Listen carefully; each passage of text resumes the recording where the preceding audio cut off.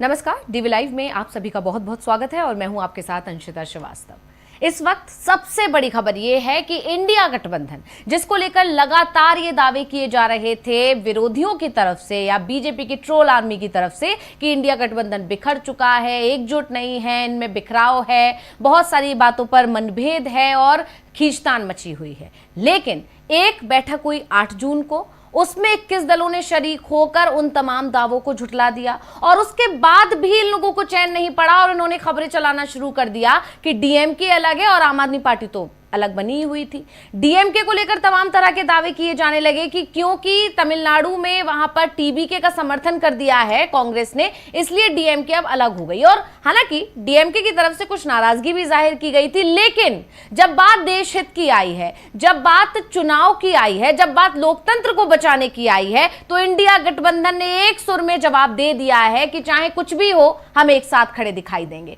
यानी चुनाव आयोग के खिलाफ, मुख्य चुनाव आयुक्त के खिलाफ एकजुट होता हुआ दिखाई दे रहा है इंडिया गठबंधन। और बड़ी बात यह है, इस पूरे इंडिया गठबंधन की एकजुटता का जो मुख्य मुद्दा है वो ये है कि आम आदमी पार्टी और डीएमके भी साथ आ गए हैं। जी हां, जो इस वक्त बहुत बड़ी जानकारी है, बहुत बड़ी खबर है कि डीएमके और आम आदमी पार्टी ने भी ये मान लिया है कि एसआईआर के मुद्दे पर अगर चुनाव आयोग के खिलाफ मोर्चा खोलना है तो इंडिया गठबंधन के साथ खड़ा होना ही पड़ेगा, कांग्रेस का नेतृत्व स्वीकार करना ही पड़ेगा, क्योंकि कांग्रेस इकलौती ऐसी पार्टी है जो बीजेपी और चुनाव आयोग का खुलकर सामना कर रही है और खुलकर मोर्चा खोले हुए। लगातार ये देखा जा रहा है, राहुल गांधी लगातार इस मुद्दे को उठा रहे हैं। राहुल गांधी तमाम मुद्दों पर बोल रहे हैं, जिसमें से एक बड़ा मुद्दा एसआईआर है।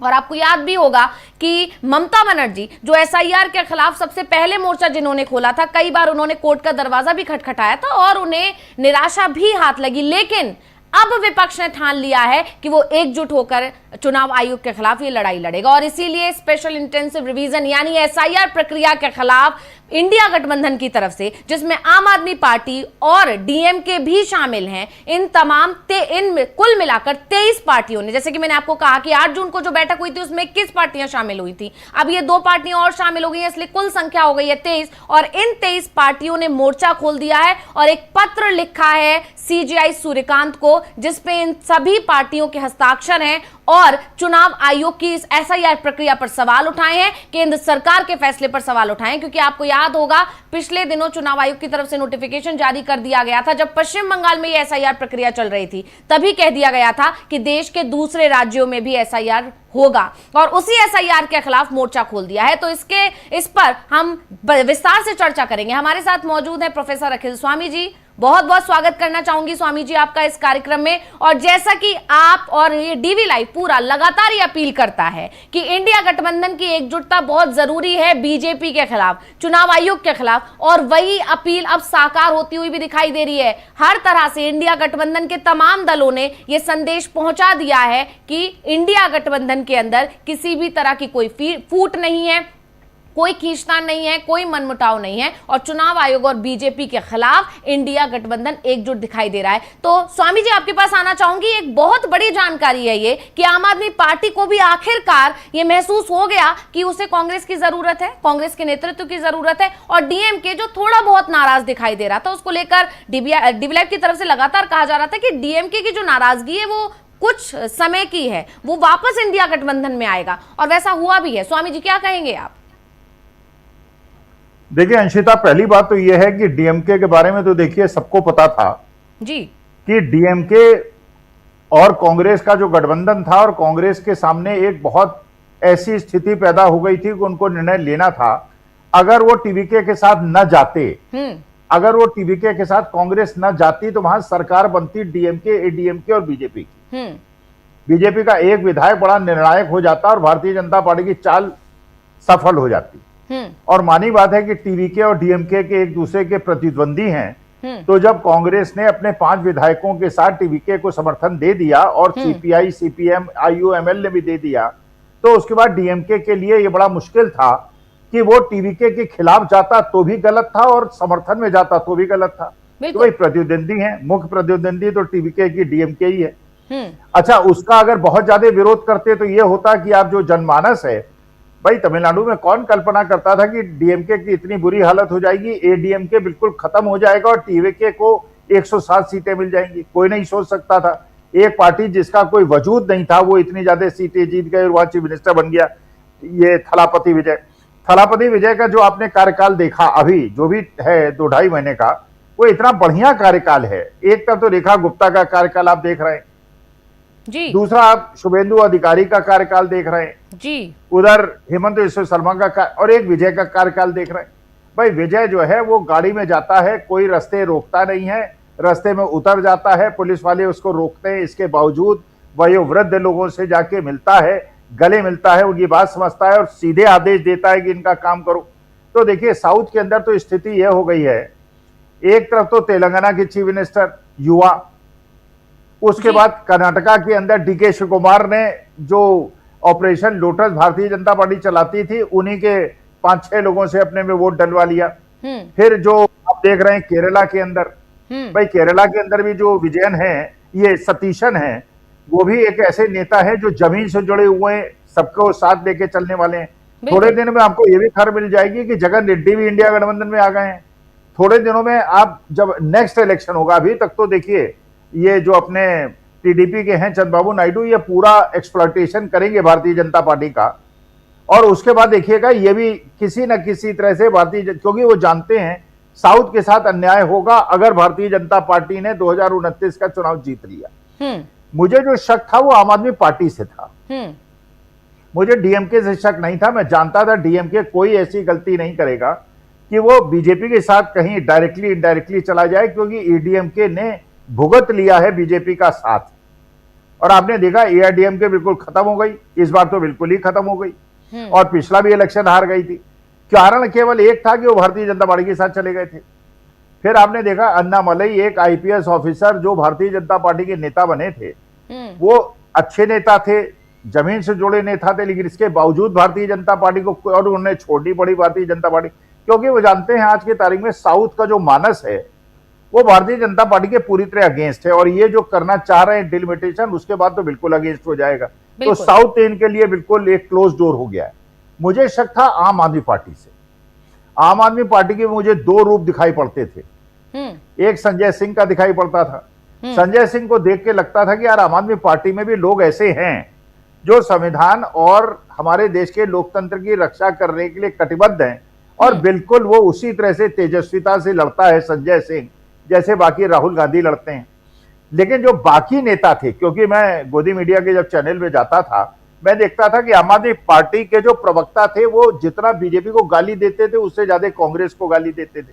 फिर वो गोवा में इलेक्शन लड़ना, फिर गुजरात में इलेक्शन लड़ना, फिर ऊट पटांग बातें करना और सारा केंद्र। लेकिन संजय सिंह और इनके बाकी लोगों के बीच में कंट्रडिक्शन था, और मैं ये भगवान से प्रार्थना करता था कि आम आदमी पार्टी को सद्बुद्धि आ जाए, क्योंकि जो हाल अभी टीएमसी का बंगाल में हुआ है वही हाल पंजाब के अंदर आम आदमी पार्टी का हो जाएगा अगर सबने मिलके ये एसआईआर और ये चुनाव आयोग के जो इन्होंने दादागिरी कर रखी है और चुनाव को पूरी। और हिंदुस्तान का देखिए 97% आदमी ये जानता है आज के तारीख में, भारतीय जनता पार्टी वाले भी जानते हैं, मानते हैं कि चुनाव आयोग निष्पक्ष नहीं है जी। तो ये देखिए बिल्कुल उसी प्रकार की स्थिति है जैसे विभीषण ने बता दिया था भगवान श्री राम को कि रावण की नाभि में यह है अमृत है, वहां तीर चलाओ तभी तुम्हें विजय मिलेगी।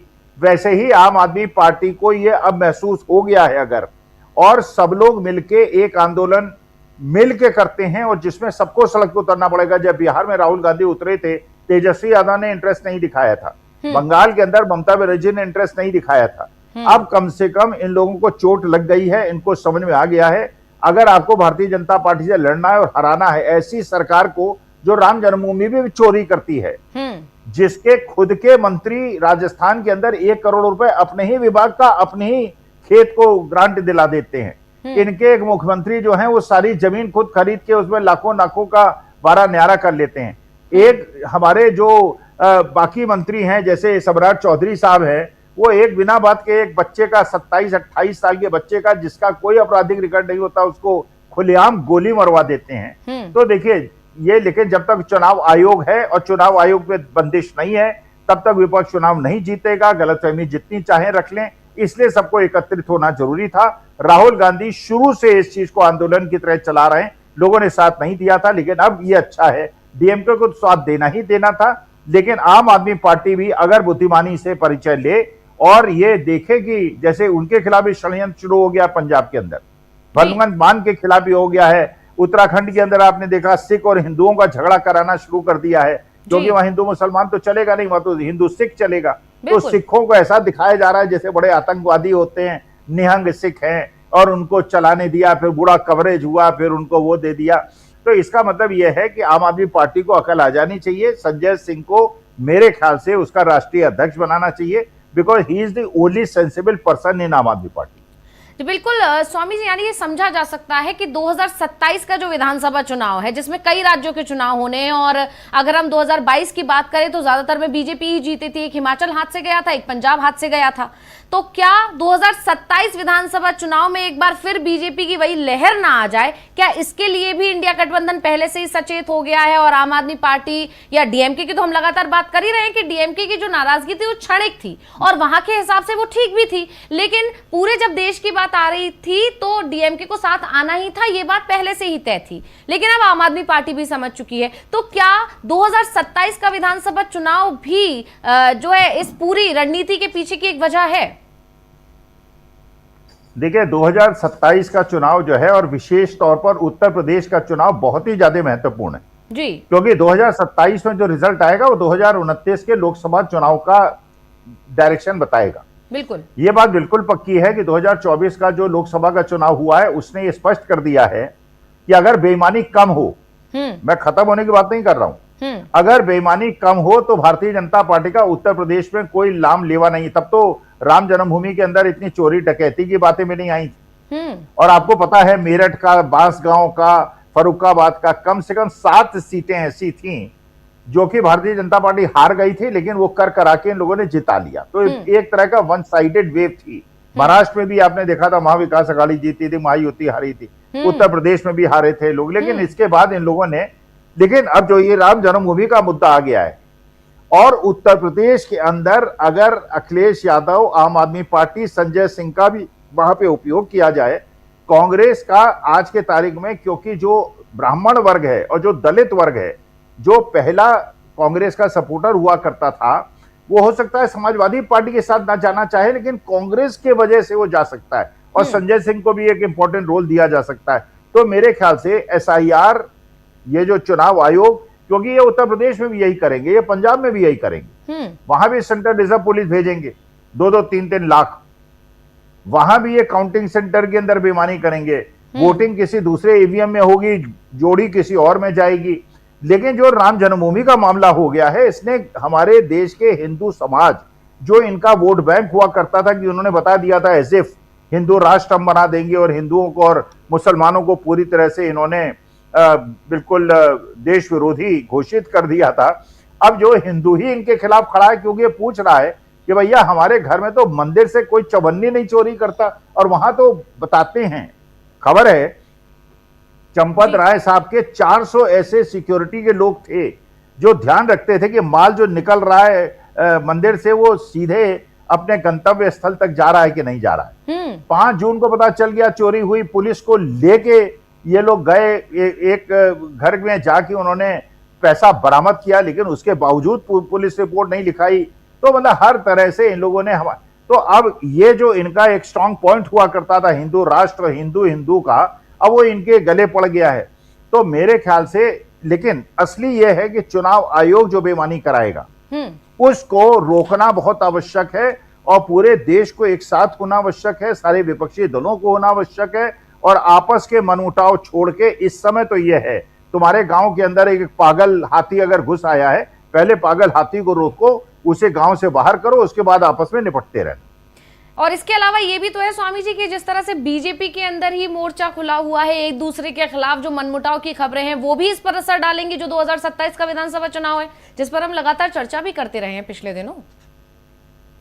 नहीं, देखिए वो सब तो असर सब कुछ डालेगा, लेकिन असली मुद्दा है जब बेईमानी हो जाए, ईमानदारी हो ही नहीं जी, जब ज्ञानेश कुमार गुप्ता मुख्य चुनाव आयुक्त तो हों जी भाई, अगर हम लोग तो यही कर सकते हैं ना, देश की जनता क्या कर सकती है? देश की जनता वोट दे सकती है। हरियाणा में मैं बैठा हूं, हरियाणा में मुझे पता है लोगों ने कांग्रेस को वोट दिया था, मैंने तो सारे सर्वे किए थे, मैं तो जनता जब भीड़ हुआ करती थी, कांग्रेस के नेताओं में 1-1 लाख आदमी होते थे, बीजेपी में 2-2 हजार भी नहीं होते थे, बीजेपी के बड़े बड़े नेता मुझसे कहते हैं कि स्वामी साहब हम चुनाव हार रहे हैं। गांव के अंदर बैनर्स लगे थे, पोस्टर्स लगे थे कि बीजेपी नेताओं का प्रवेश वर्जित है, इसके बावजूद बीजेपी जीत गई। तो देखिए, जनता तो वोट दे देगी लेकिन जीत ये लोग जाएंगे। तो असली जो चीज को रोकना है वो है कि ये चुनाव आयोग, जो ज्ञानेश कुमार गुप्ता जी, ये सबको पता है। जब 20 दिन वहां अमित शाह जाके होटल में बैठ गए थे और ये कह दिया था उन्होंने कि हम चुनाव जीत रहे हैं, उसको ममता बनर्जी को हम देख लेंगे। और आज के तारीख में देखिए, उनके विधायक, उनके कॉर्पोरेटर, उनके पति पत्नी सबको टमाटर डाल के, रस्से बांध के, जूते मारते हुए, मतलब कोई कानून व्यवस्था नहीं है, कोई पुलिस। ये तमिलनाडु के अंदर ऐसी घटना सुनी क्या आपने? आपने केरला के अंदर सुनी क्या? भाई, केरला का चीफ मिनिस्टर सतीशन अपने काम में लग गया और तमिलनाडु का चीफ मिनिस्टर अपने काम में लग गया। ये लोग तो काम ही कुछ नहीं कर रहे हैं, तो केवल गुंडागर्दी, दहशत, डराना फराना, यही उत्तर प्रदेश में होने वाला है, यही पंजाब के अंदर होने वाला है। तो ये गलतफहमी कोई ना रखे, अखिलेश यादव भी ना रखे, राहुल गांधी को तो पता है। राहुल गांधी नोस कि ये लोग जो है इतना, और ये हिंदुस्तान का हर वोटर ये जानता है, वोट किसी को दें जीतेगी भारतीय जनता पार्टी। तो इस समस्या का समाधान इंडिया गठबंधन को मिलजुल के करना है। कांग्रेस जनता पार्टी के साथ भी अन्याय हो रहा है, वहां भी लोग भूख हड़ताल में बैठे हुए हैं। राहुल गांधी के सिपाही भी यूथ कांग्रेस एनएसयूआई के डंडे खा रहे हैं, पानी झेल रहे हैं। अब जनता को इकट्ठा करके इनका जो असली, जहां से बेईमानी का स्रोत है, वो है चुनाव आयोग और वो है वोटिंग की प्रक्रिया। सेंट्रल रिजर्व पुलिस को ला के उसके बाद काउंटिंग सेंटर में मार मार के भगा के, उसके बाद सीसीटीवी फुटेज न दिखा के, और आप न्यायालय जाएंगे 4-5 साल केस में लग जाएगा, उससे कुछ होना नहीं है। तो निर्णय तो जनता की अदालत में होना है, निर्णायक युद्ध है। यह अच्छी खबर है कि आम आदमी पार्टी को अकल आ गई, उन्होंने इसमें हस्ताक्षर कर दिए। अब सबको मिलके, मैं तो कहता हूं कि ये जो जंतर मंतर में हो रहा है या यूथ कांग्रेस एनएसयूआई का हो रहा है, पॉलिटिकल सवाल नहीं है। इस समय देश के लोकतंत्र संविधान का प्रश्न है। सबको, आपकी कोई पॉलिटिकल आइडियोलॉजी हो, सबको इकट्ठा होके चुनाव आयोग द्वारा जिस प्रकार से सीसीटीवी फुटेज नहीं दिखाई जा रही है, जिस प्रकार से वहां पे ये नहीं दिखाया जा, जो अभिषेक बनर्जी शिकायत कर रहे हैं, ईवीएम का सीरियल नंबर डिफरेंट है और जो काउंट हो रहे हैं डिफरेंट है। भाई, अगर ईवीएम ही डिफरेंट होगी, हम वोट किस पे डाले हो, काउंट किसको कर लें, इसके बाद आप कितने भी इकट्ठे हो जाइए, क्या होने वाला है? इलाज जो है वो चुनाव आयोग की बेईमानी का होना है। नहीं तो फिर जिस तरह से कोलकाता से खबर आई, वो पश्चिम बंगाल से खबर आई थी कि ईवीएम जल गई थी, वो भी तो खबर है। ये सारी चीजें भी तो हो जाती हैं, इस तरह से भी तो चुनाव आयोग घिरा हुआ रहता है। बहुत सारी चीजें जिस पर चुनाव आयोग पर ही सवाल खड़े होते हैं। और यहां तक कि अगर पश्चिम बंगाल चुनाव की बात की जाए तो ये देखा जा रहा था साफ तौर पर कि चुनाव बीजेपी और टीएमसी के बीच नहीं हो रहा है, बल्कि चुनाव आयोग और टीएमसी के बीच हो रहा है। स्वामी जी, नहीं, आग तो लगी बाद में ना भाई। आग क्यों लगी?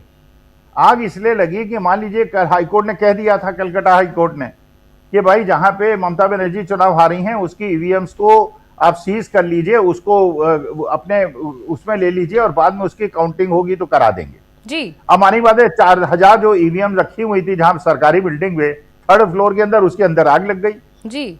अब जब सबूत ही खत्म हो गया तो हाईकोर्ट क्या कर लेगा, सुप्रीम कोर्ट क्या कर लेगा? कहेंगे साहब आग लग गई, हम क्या करें? बिल्कुल वही तो आपको पता है पहले के चुनाव में लाखों ईवीएम गायब हो गई थी, पता ही नहीं चला वो ईवीएम गई कहां। अब वो कौन सी ईवीएम में वोट पड़ रहा है, किसमें ये लोग कर रहे हैं भाई, ये देखिए सीधी सी बात है। जब आप प्रिसाइडिंग ऑफिसर हैं, मान लीजिए मैं भी प्रिसाइडिंग ऑफिसर था जी, लेकिन उस जमाने में था जबकि बैलेट पेपर से इलेक्शन हुआ करता था। भाई एक 17C फॉर्म दिया जाता है जिसमें सारे प्रिसाइडिंग ऑफिसर सब लोग दस्तखत करते हैं, कितने वोट पड़े, कितने पुरुषों के पड़े, कितने औरतों के पड़े, कितने बजे, और उसको सील करके वो जाके अपना ईवीएम चुनाव आयोग को दे देते हैं जी। अच्छा, ये 17C फॉर्म की कॉपी सारे पोलिंग एजेंट्स को दे दी जाती है। अब पोलिंग एजेंट कह रहा है कि भैया जिसपे ईवीएम में वोट पड़े थे वो तो ये सीरियल नंबर था और जिसपे काउंट हो रहे हैं वो दूसरा सीरियल नंबर है। तो इसका इलाज तो ढूंढना पड़ेगा ना सबको मिलके, वरना आप इलेक्शन जीत ही नहीं सकते। अच्छा, उसके बाद वो भारतीय जनता पार्टी वाले मजाक उड़ाएंगे, साहब एक इलेक्शन नहीं जीते, इतने इलेक्शन हार गए, उतने इलेक्शन हार गए। अरे भैया जनता क्या करे, राहुल गांधी क्या करे, जब बेईमानी पे और लोकतंत्र की हत्या करने पे लोग उतारू हो जाए और उसके बाद सबूत मिटा दें, ईवीएम में आग लगा दें, उसके बाद कोई क्या कर सकता है? जी बिल्कुल, और वाकई में ये बड़ी चीज है कि आप ये देखिए अब बीजेपी के अंदर एक तरह से बिखराव दिख रहा है, जैसे कि आपने अभी थोड़ी देर पहले अन्नामलाई का भी जिक्र किया था, और खबर ये भी है कि सिर्फ एक तरह से अपनी कीमत वसूलेंगे समर्थन की टीडीपी, और उसके बाद वो भी बीजेपी को बाय बाय कर देंगे। नीतीश कुमार के तेवर सबको दिखाई दे रहे हैं, उन्हें तो साधने की लगातार कोशिशें की जा रही है। खबर ये भी चल रही है कि उन्हें मनाने के लिए अच्छा खासा मंत्री पद भी उनको दिया जा सकता है। यानी इधर एनडीए के अंदर अब बिखराव सा होता चला जा रहा है, और वहीं जनता जिस तरह से एकजुट हो रही है बीजेपी के खिलाफ, जिस तरह जंतर मंतर पर प्रदर्शन चल ही रहा है और लगातार इस्तीफे की मांगे हो रही हैं। इसके अलावा राजनाथ सिंह वाला जो मुद्दा जिस पर हमने कल चर्चा भी की थी स्वामी जी, जिस तरह से राजनाथ सिंह भी अब घिरे हुए दिखाई दे रहे हैं, नितिन गडकरी अलग घिरे हुए दिखाई दे रहे हैं, सीतारमण से नाराजगी जनता की रहती ही रहती है। तो इस सबको देखते हुए एनडीए के अंदर तो एक तरह से बिखराव है, क्योंकि सहयोगी अब समझ रहे हैं बीजेपी के साथ रहे तो आगे मुश्किलें हो जाएंगी, राजनीति उनकी खराब हो जाएगी, पूरा भविष्य खराब हो जाएगा। लेकिन इधर यहां पर जो लोग नाराज थे या किसी भी तरह से दूर रहने की कोशिश कर रहे थे, आम आदमी पार्टी की हम बात करते हैं, 2024 के बाद जब चुनाव हुए यहां पर दिल्ली के 2025 के शुरुआत में, तो उन्होंने साफ साफ ये कह दिया था कि हम सिर्फ लोकसभा चुनाव के लिए साथ आए थे, दिल्ली में हम अलग अलग रास्ते हैं हमारे, नतीजा उन्होंने भुगता। तो आज वो समझ चुके हैं कि कांग्रेस का साथ देना नहीं लेना यहां पर उनके लिए जरूरी हो गया। ये बहुत अहम बात है स्वामी जी। भाई अगर ये आपके ओवैसी साहब हिंदू मुसलमान न करें और हिंदुओं के खिलाफ ऊट पटांग बातें न करें जी, अगर हुमायूं कबीर जैसे आदमी वेस्ट बंगाल के अंदर बाबरी मस्जिद बनाने की बात न करते तो टीएमसी का यह हाल ना होता।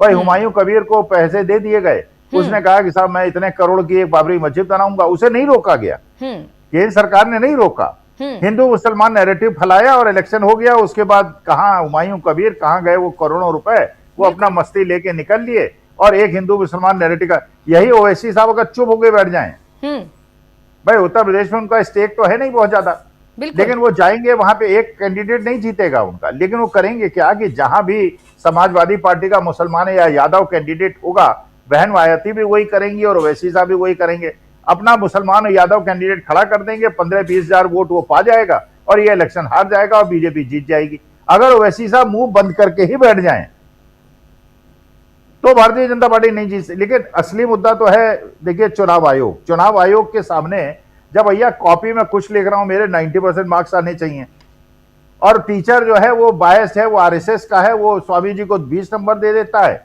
और अपने आरएसएस के वर्कर को 90% दे देता है। जब मैं कॉपी मंगाता हूं, मैं कहता हूं यार ये मेरी कॉपी ही नहीं है भाई, मेरी राइटिंग नहीं मिलती। कहते हैं भाड़ में जाओ, तुम कोर्ट जाओ, देखा जाएगा, 10 साल लगेगा, तब तक तुम्हारा कैरियर बर्बाद हो जाएगा। तो हर आदमी को ये डायरेक्टली इनडायरेक्टली मजबूर किया जा रहा है कि वो आरएसएस की और बीजेपी की शरण में जाए। बिल्कुल, तो और लगातार देखा ही गया है जी। तो ये देखिए सीधी सी बात है, संजय सिंह को इंपॉर्टेंट रोल मिलना चाहिए because he is a person who is fighting, really fighting जी। कभी कभी तो मुझे लगता है आम आदमी पार्टी के लोगों को देख के लगता है कि भारतीय जनता पार्टी के एजेंट है वैसी टाइप क्या। अच्छा, बहन मायावती भी अगर समझ जाए, आज भी जैसे कांग्रेस के अभी जो राजेंद्र पाल गौतम को बनाया गया है ऑब्जर्वर उत्तर प्रदेश का, और ये अपने पूनिया साहब और ये लोग सब 3-4-5 लोग गए थे बहन मायावती के यहाँ कि आप भी इंडिया गठबंधन में आ जाइए, या तो उन्हें अपनी संपत्ति बताने के लिए अगर कंप्रोमाइज करके इंडिया गठबंधन को नुकसान पहुंचाना है तो ऐसे ही जीवन उनका कट जाएगा, उनका भी एक आध विधायक नहीं जीतेगा। लेकिन अगर वो इंडिया गठबंधन में आ जाए, केवल उत्तर प्रदेश का चुनाव हिंदुस्तान की भविष्य की दशा को निर्धारित कर देगा। तो बहन मायावती जी को भी इंडिया गठबंधन में आना चाहिए, ओवैसी साहब को अपना मुंह बंद करके बैठ जाना चाहिए, और चुनाव आयोग की हेराफेरी के खिलाफ एक नेशन वाइड एक आंदोलन चलना चाहिए। ममता बनर्जी वहां चलाएं, उद्धव ठाकरे वहां चलाएं, हर प्रदेश के अखिलेश यादव यहां चलाएं, तेजस्वी वहां चलाएं, मिलजुल के चलाएं, क्योंकि इस समय बच्चों के नीट के पेपर लीक हो रहे हैं, हर तरह से सबके साथ अन्याय हो रहा है। तो एवरीबडी हैज टू स्टैंड। अगर जो इंडिया गठबंधन के साथ नहीं है उसके लिए मैं मानता हूं कि वो आदमी भारतीय जनता पार्टी का एजेंट जी।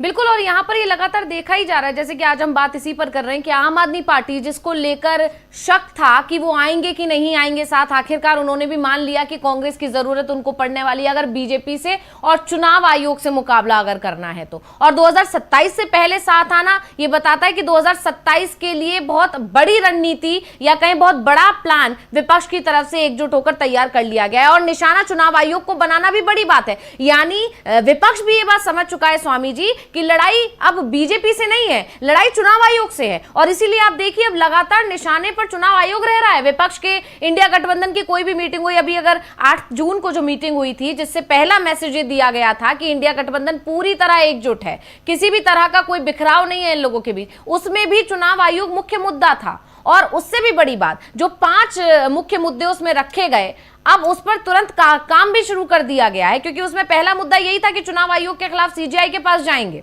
तो ये एक बड़ी बात है कि एक अच्छी रणनीति के तहत आगे बढ़ रहा है पूरा इंडिया गठबंधन, और सभी जो है एक सुर में काम कर रहे हैं। यहां पर यह भी देखा जा रहा है कि इंडिया गठबंधन में हर दल को पूरी प्रमुखता दी जा रही है। कांग्रेस नेतृत्व तो भले ही कर रही है, लेकिन प्रमुखता सभी दलों को दे रही है। यह भी एक बहुत अच्छा मैसेज देने की कोशिश की जा रही है। स्वामी जी, नहीं देखिए, सीजीआई साहब को लेटर लिख रहे हैं, बहुत अच्छी बात है, आप लिख दीजिए, उसमें मुझे कोई आपत्ति नहीं है जी। लेकिन आपको जाना पड़ेगा जनता के दरबार में। जैसे यूथ कांग्रेस एनएसयूआई वाले सड़क पे उतर रहे हैं, अभी आपने देखा रतलाम के अंदर अगर उस भीड़ को आप देखेंगे, जो उसमें जनता साथ थी, हजारों की संख्या थी। यही ग्वालियर के अंदर हुआ, यही जबलपुर के अंदर हुआ, यही भोपाल के अंदर हुआ, यही करनाल के अंदर हुआ, यही कुरुक्षेत्र के अंदर हुआ, हजारों लोग। लेकिन मैं ये चाहता हूं बिना झंडा लिए हुए, उसमें आम आदमी पार्टी वाले भी आए, उसमें कम्युनिस्ट भी आए, उसमें सपा वाले भी आए, उसमें आरजेडी वाले भी आए। जैसे राहुल गांधी प्रयागराज जा रहे हैं, उसमें Akhilesh Yadav should also reach there जी, Tejashwi should also reach there, Uddhav Thackeray, Mamata Banerjee, सारे लोग वहां चले आए। इतने लोग वहां इकट्ठे हो जाएं कि सरकार को लग जाए। और देखिए, ज्ञानेश कुमार गुप्ता जी को भी ये समझना चाहिए कि देश के लोकतंत्र के साथ अब ये जैसे बना दिया उनको, राजीव कुमार जो मुख्य चुनाव आयुक्त थे, उनको एचडीएफसी बैंक का चेयरमैन बना दिया जी। कहीं चंपत राय को वाइस चेयरमैन ना बना दें, अनिल मिश्रा को उसका डायरेक्टर ना बना दें। अरे ये हद कर दी। अरे भैया, एचडीएफसी बैंक में लोगों का विश्वास उड़ जाएगा। कहेंगे यार, जो आदमी चुनाव नहीं करा पाया ढंग से, वो एचडीएफसी बैंक को क्या संभालेगा? इसका माने मेरा तो चलिए, बिल्कुल आपने जिक्र किया है स्वामी जी। तो बड़ी बात यह है कि ये लगातार दावे किए जा रहे थे कि कोई बड़ी जिम्मेदारी मिलेगी, लेकिन उन दावों को एक तरह से खारिज करने की कोशिश की गई है एचडीएफसी पहुंचाकर।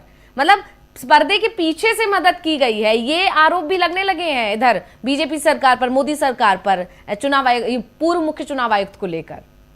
नहीं, लेकिन एचडीएफसी बैंक एक बड़ा बैंक है, काफी उसका मार्केट कैपिटलाइजेशन है, बहुत सारे लोगों के उसके अकाउंट्स हैं। मेरा तो अकाउंट है नहीं, वरना मैं बंदी करा देता, आज ही बंद करा देता जाके।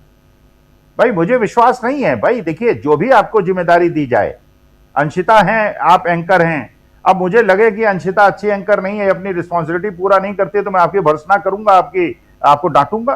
भाई सीधी बात है, जो आपकी रिस्पॉन्सिबिलिटी है उसको पूरा कीजिए। अब आप चुनाव आयोग की रिस्पॉन्सिबिलिटी नहीं पूरा कर पाए, तो आप चेयरमैन एचडीएफसी बैंक की क्या, जब वही चंदा कोचर टाइप केस हो जाएगा जी। आपको बताया चंदा कोचर का क्या हुआ था, आईसीआईसीआई बैंक वाली, उनके पति जो थे वो एडवाइजर थे, और वीडियोकॉन को हजारों करोड़ों का लोन दे दिया, और उसके बाद चंदा कोचर को जेल जाना पड़ा, सब परेशानियां हुई। अब आरएसएस वालों को लोन मिलेगा एचडीएफसी बैंक से, नॉन आरएसएस वालों को लोन ही नहीं मिलेगा। वहां भी इन्होंने अपना बैठा दिया एक चुनाव आयुक्त को, तो वहां पे केवल बीजेपी के हेडक्वार्टर से फोन आएगा, आरएसएस क्वार्टर से फोन आएगा, तो मैं वहां अपने पैसे की रिस्क क्यों लूंगा? मैं नहीं करूंगा। मैं कहूंगा भैया, लेकिन मेरा चलिए भगवान की कृपा से कोई अकाउंट एचडीएफसी बैंक में नहीं है, लेकिन एचडीएफसी बैंक में जिन लोगों का अकाउंट है, they have to be careful. बिल्कुल, यहाँ पर और इनाम दिया जाता है बीजेपी को मदद करने वालों को, ये तो लगातार देखा ही गया है। आपको याद ही होगा, जैसे ही इधर पश्चिम बंगाल के नतीजे आए थे, उसके बाद कैसे एकदम से उन अधिकारियों को तुरंत ऊंचे पदों पर भेजा गया था, जिनका नाम आ रहा था कि वो बीजेपी की मदद कर रहे हैं। उन लोगों का नाम बाकायदा टीएमसी के नेताओं की तरफ से लिया गया था। कई बार शिकायतें की गई थी चुनाव आयुक्त से वहां पर, लेकिन उसके खिलाफ कोई एक्शन नहीं हुआ था, और बाद में खबर आती है कि उनको प्रमोट कर दिया गया है। तो ये सारी चीजें तो लगातार देखी जाती हैं, और बड़ी बात यहां पर यही है कि अब विपक्ष समझ चुका है, इंडिया गठबंधन एकजुट होकर यह समझ चुका है कि असल में किस पर निशाना साधना है, असली निशाने पर कौन होना चाहिए, ये इंडिया गठबंधन को समझ में आ गया। और इसीलिए अब निशाना चुनाव आयोग पर साधा जा रहा है, जो एक बड़ी बात है। और जाहिर है कि चुनाव आयोग अगर कहीं ना कहीं कमजोर होगा, या चुनाव आयोग के खिलाफ इस तरह मोर्चा खुलेगा, तो बीजेपी पर असर पड़ेगा, जाहिर है। देखिए, मैं तो तब संतुष्ट होऊंगा जबकि सारे अपोजिशन पार्टी इंडिया गठबंधन के लोग, भाई आप चुनाव आयुक्त को लेटर लिख दें, आप सुप्रीम कोर्ट के मुख्य न्यायाधीश को लेटर लिख दें, उससे मुझे अंतर नहीं पड़ता। मुझे अंतर पड़ता है अब जनता के दरबार में इकट्ठा होके जाएं और उसके अंदर सारे मतभेद, क्योंकि इस समय हमारे देश के लोकतंत्र संविधान को बचाने की लड़ाई चल रही है। ये उसी प्रकार की स्थिति है जैसे 1947 के पहले महात्मा गांधी लड़ रहे थे और चंद्रशेखर आजाद लड़ रहे थे, मिलजुल के लड़ रहे थे, सुभाष चंद्र बोस भी लड़ रहे थे, सब लड़ रहे थे, लेकिन सबका मकसद एक था, सबको everybody has to come together और जनता के दरबार में। बाकी दरबारों से मुझे कोई आशा नहीं है कि वहां से न्याय मिलेगा। अगर न्याय मिलेगा, क्योंकि जनता है इनके साथ, इंडिया गठबंधन के साथ है। आज भारतीय जनता पार्टी के कट्टर समर्थक भी भारतीय जनता पार्टी के अगेंस्ट हैं, लेकिन सड़क पे सबको मिलकर उतरना पड़ेगा एक साथ। बाद में लड़ाई देख लेंगे कौन अच्छा कौन बुरा, ऑल्टरनेटिव क्या होगा क्या नहीं होगा, लेकिन हमें ऐसा नहीं चाहिए कि हमारे चंदे की चोरी हो जाए, हमारे बच्चों के पेपर लीक हो जाए, लाठी चार्ज हो जाए, लोगों को पीटा जाए, जंतर मंतर में बच्चे बैठे हुए हैं उनका पानी रोक दिया जाए, जो लोग वहां चाय पिला रहे हैं उनके घर में रेड कर दी जाए और वहां पे राइटिस्ट लोगों को भेज के मारपीट कराई जाए। हमें ऐसा नहीं चाहिए भैया। ये पेपर लीक और ये सारी चीजें तो जनता के दरबार में जाएं। मैं तो ये निवेदन करता हूं इंडिया गठबंधन के सारे लोगों से, लेटर फेटर मत लिखिए, प्रेम पत्रों से कुछ नहीं होने वाला है। जनता के दरबार में जाइए, एकजुट होके जाइए और जनता का आह्वान कीजिए। जनता आपके साथ है, वो सड़क पे उतरेगी, लेकिन सड़क पे ये लोग उतरेंगे तो हम उतरेंगे। हम अपनी जान जोखिम में नहीं डालेंगे कि हमारे यहाँ तो रेड हो जाए, हमें अंदर कर दें और ये लोग अपना मस्ती से घूमते रहे इधर उधर। Everybody will have to come together. Punjab के अंदर भी लड़े कांग्रेस और आम आदमी पार्टी एक दूसरे के खिलाफ, लेकिन चुनाव आयोग के खिलाफ दोनों मिल के सड़क पे उतरे। जी बिल्कुल, और यही स्ट्रैटेजी यहाँ पर दिखाई भी दे रही है कि अब इंडिया गठबंधन ये समझ चुका है कि हमें अपने अपने राज्य में क्या करना है, चुनावों में क्या करना है वो एक अलग बात है, लेकिन बीजेपी के खिलाफ अगर लड़ना है तो एकजुट होकर लड़ना पड़ेगा, चुनाव आयोग के खिलाफ एकजुट होकर लड़ना पड़ेगा, क्योंकि मुकाबला सीधे तौर पर बीजेपी और चुनाव आयोग से। क्योंकि अगर चुनाव आयोग इसी तरह मजबूत रहा या चुनाव आयोग जो धांधली के जो आरोप लगते हैं, एसआईआर पर जो आरोप लगते हैं, एसआईआर के सहारे से उन लोगों के नाम काट दिए जाते हैं जो बीजेपी को वोट नहीं देते हैं, ये सारे जो आरोप जो पश्चिम बंगाल चुनाव के दौरान भी लगे, उससे पहले बिहार विधानसभा चुनाव के दौरान भी लगे, और ममता बनर्जी तो शुरुआत से यही कह रही थी कि बिहार तो सिर्फ एक निशाना या कह सकते हैं सिर्फ एक शुरुआत है, जबकि असली निशाना जो है वो पश्चिम बंगाल है। और पश्चिम बंगाल में ये साफ तौर पर देखा भी गया, खुद ममता बनर्जी अपनी सीट नहीं बचा पाई और किस तरह से वहां चुनाव जिता गया है बीजेपी को, वो कई सीटों के सहारे से देखने में भी मिला। वहां पर यह भी देखा गया कि 17 राउंड की वोटिंग जो काउंटिंग हुई उसके बाद बाकायदा रोक दी गई काउंटिंग, अगले दिन काउंटिंग कराई गई, 18वां राउंड जबरदस्ती तैयार किया गया। तो ये सारी चीजें देखी गई हैं, इसीलिए चुनाव आयोग सवालों में है और उन्हीं सवालों के चलते अब विपक्ष को एक साथ आना पड़ रहा है। और सबसे बड़ी बात यह है कि आम आदमी पार्टी साथ में आ गई है। तो बहुत बहुत धन्यवाद स्वामी जी, ये तमाम जानकारी हमारे दर्शकों को देने के लिए। और यहां पर चुनाव आयोग के खिलाफ अब पूरा विपक्ष एकजुट हो गया है, इंडिया गठबंधन एकजुट है। बीजेपी को यह साफ मैसेज पहुंच गया है कि जो भी वो आरोप लगा रही थी या जो भी दावे किए जा रहे थे कि इंडिया गठबंधन बिखर चुका है, उस दावों की एक तरह से पोल खुल गई है या कहीं कि करारा तमाचा दे दिया गया है इंडिया गठबंधन की तरफ से। और डीएमके को लेकर लगातार यही कहा जा रहा था कि वो वापस आएगी इंडिया गठबंधन में, कुछ समय की उसकी नाराजगी है, लेकिन आम आदमी पार्टी का भी आना यह बताता है कि अब इंडिया गठबंधन चुनाव आयोग के खिलाफ एक साथ आकर लड़ाई लड़ रहा है। तो सवाल यह है कि क्या सीजीआई को जो पत्र लिखा गया है उस पर सीजीआई कोई एक्शन लेंगे, यह बड़ा सवाल छोड़कर अभी फिलहाल के लिए मुझे दीजिए इजाजत। तब तक के लिए और देखते रहिए डीवी लाइव। नमस्कार।